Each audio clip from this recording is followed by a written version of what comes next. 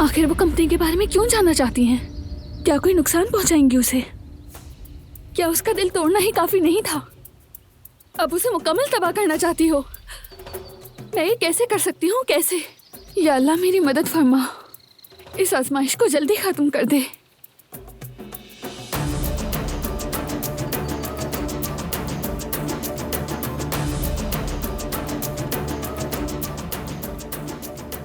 परेशान है वो। क्यों? क्या हुआ? नफरत करता है बारान उससे। और करे, अभी तो शुरुआत है।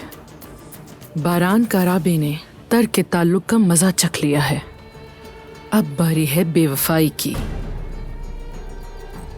जब इंसान किसी पर मुकम्मल भरोसा करता है ना, और वही पीठ में खंजर घोंप दे, तब उस पे दोज़ख के तमाम दरवाजे खुल जाते हैं। लेकिन दिलान तो बारान की जान बचाने के लिए सब कर रही है। लेकिन बारान को तो ये बात नहीं मालूम है ना, और वजह चाहे जो भी हो, धोखा धोखा होता है। बारान को जब इस बात का अंदाजा होगा कि उसकी महबूब बीवी कब से उसे धोखा दे रही थी, हिल के रह जाएगा बेचारा।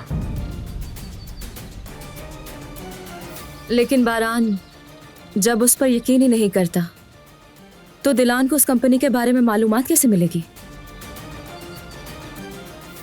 वो कोई रास्ता निकाल लेगी, क्योंकि वो उसके प्यार में है।